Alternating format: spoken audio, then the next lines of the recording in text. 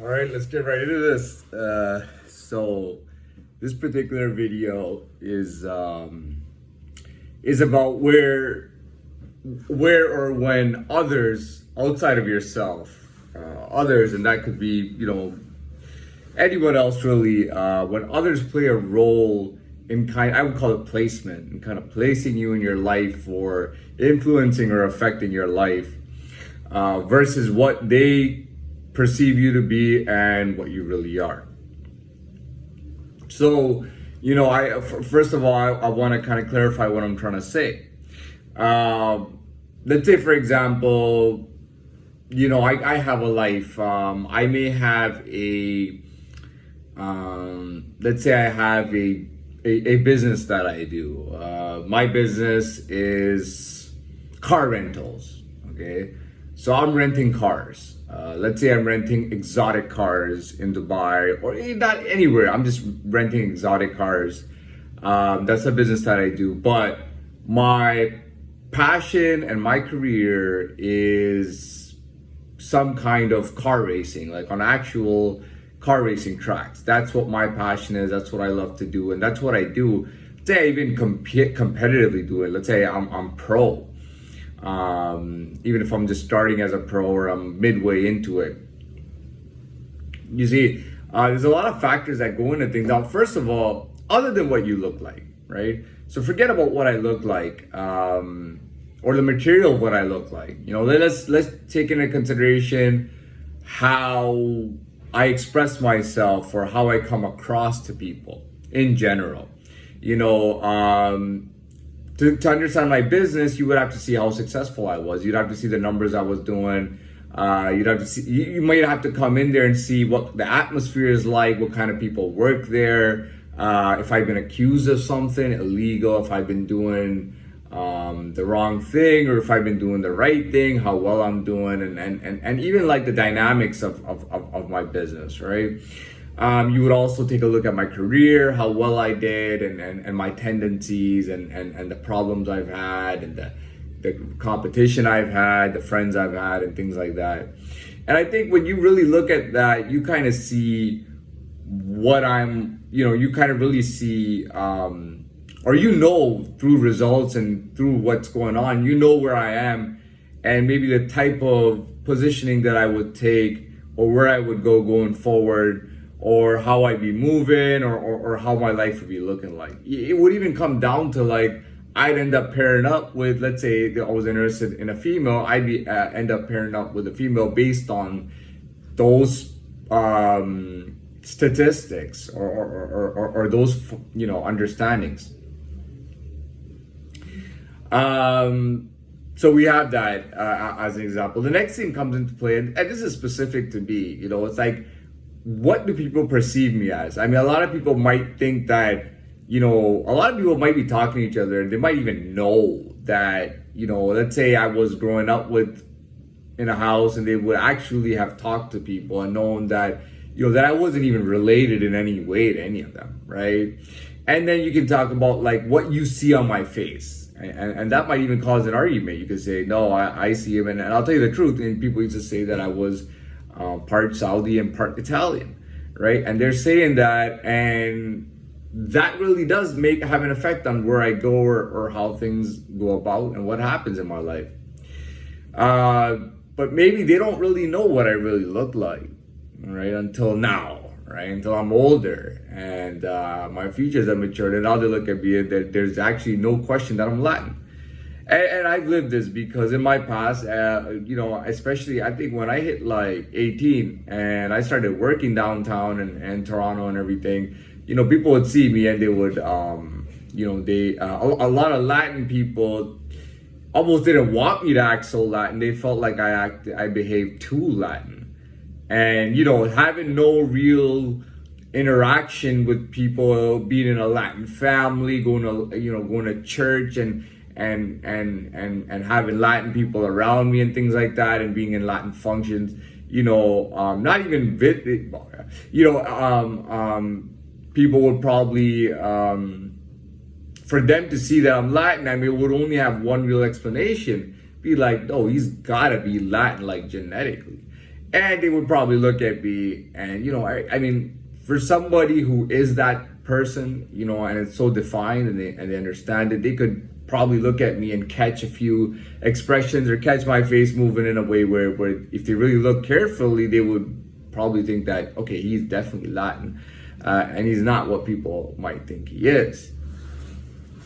As of today, that's no doubt, racially and everything. Everybody knows that I'm Latin, and it's very obvious, and it's understood. And I'll tell you honestly, people around me, there was a big question mark. They might have said, "Oh, he looks like he's mixed between Saudi and Italian," but there was a big question mark because nobody really knew where I really was from. Nobody really knew who I really was. Nobody really knew that. So that's a big factor. But again, maturing is when you really see what a person is really like. Again, there's a lot of stories that we've heard before. Even animal stories is animals when they grow up, how different they look as they age. Everybody has something like that. So back to the core point, forget about that example I put in, but that was just to give the gist of it, that sometimes people want to get involved in your life, and if they're not even seeing correctly who you are, if they're way off, really how can they place you, or how can they play a role in your life accurately, not even being able to accurately tell who you are or what you are like? I think that's a big deal. Also, sometimes when people try to look at someone and say, "Oh, in the past," well, how far in the past? Oh, 2 years, 3 years ago. People go, "That's a long time, man." We typically stay current, even in business and in life. We like to stay. We call it quarterly, and that's every 3 months. So we pretty much look at people of how they've been doing in those last 3 months. You know what I mean? Whatever they're doing. When you're trying to figure out the present, I mean, you really focus on that last 3 months of someone's life and what that last 3 months was like. Again, okay, so the basic idea to understand this, I'll give you an idea of this. This is like me going to school and, okay, I can give you an example. So when I joined a new elementary school, I used to go to school in the States. When I started school, I started in the States, and then I started in Toronto, and then I went to another school. And the weird thing was, I go to this school, elementary school, very young, and the lady goes to me again. She's just looking at my face and thinking, "Oh yeah, he's Arab, or he's mostly Arab, or he's half Arab at least. He's at least half Arab." So what does she do? You know what she tells me? Literally, she goes, "There's a lot of Arab kids here. You can study with them." And I'm like, okay, well, in my mind, I was like, well, I'm not Arab, but anyways, okay, that's a good idea. And then she goes, "Yeah, you can go to English as a second language, ESL." I didn't even know what that was. So I said, okay, sure. So I go to that class, and no one can really speak English too well. And we start using the computer to do testing, like English testing and things like that. And I'm just way ahead. This was second grade, and I was just way ahead in everything, in reading and testing and everything.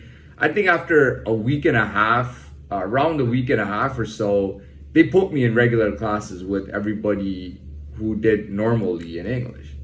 There was a time when they had suggested to me, "Would you like to go into the advanced?" There was an advanced class for like gifted, talented children or special children who were much advanced academically, and I said no. Even later on, when I was in 6th grade, a teacher said, "I can really have you skip in a grade. So instead of going to 7th grade next year, you can go to 8th grade right away." And I said no, because I wanted to stay in my year. So I ended up not doing that. But that's just an example. The lady saw my face, thought that I'd be a perfect fit for a certain place, and after seeing me, was like, okay, no, he's not a fit for that place, right?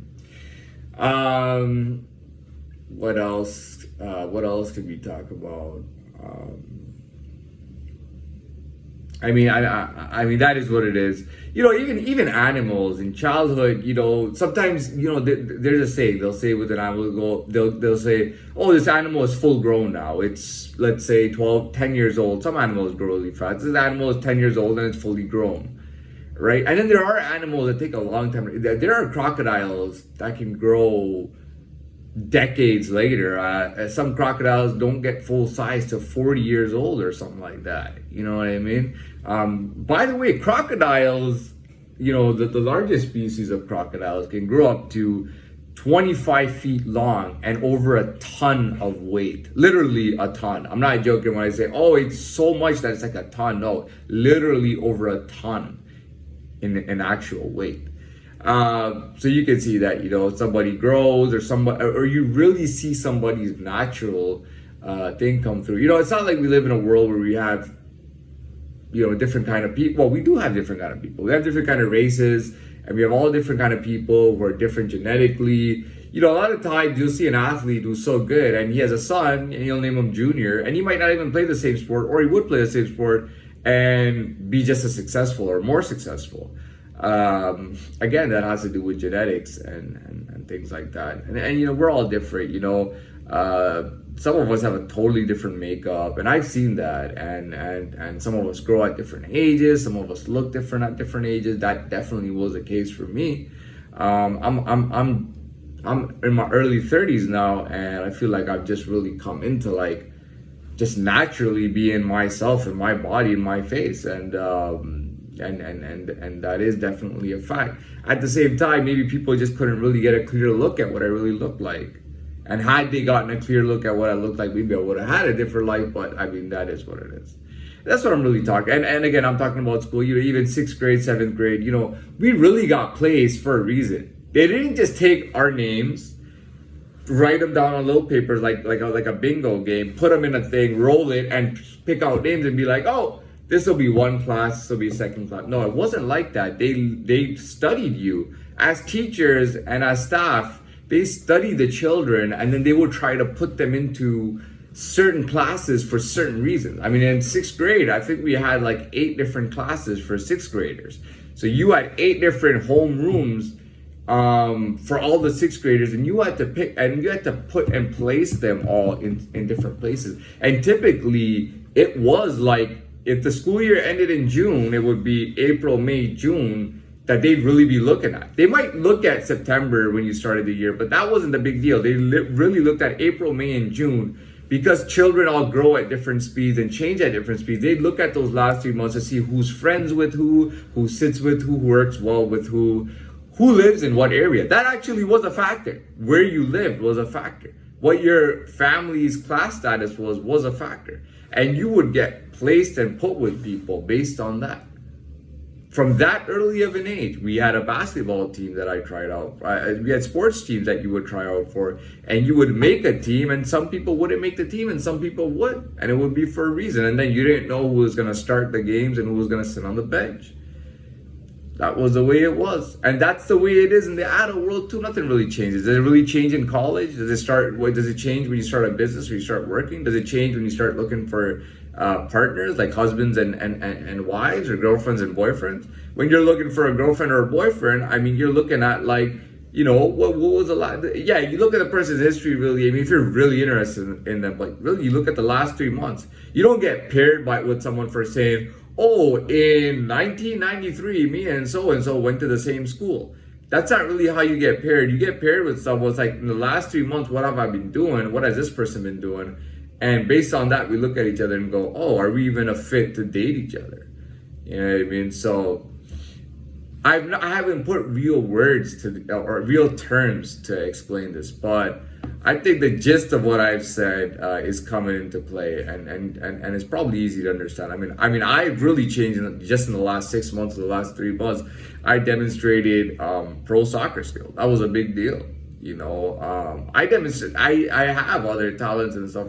I put up videos of me playing the piano. It's absolutely amazing, and I got all kind of little funny tricks that I can do, and I have other talents that I can do too, even practical talents and things like that. I have things that I can do really well that other people can't do. I have my own little funny talents and things like that. I have my face, I have my appearance, the way I speak, the way I behave, the kind of culture that I live in, the way I carry myself and whatnot. Now I got just a few seconds left, so I'm gonna wrap it up here. Again, this is self-explanatory. There should be no more explanation needed, not in the description or anything of the video. So we're gonna Keep it right here, and that's it.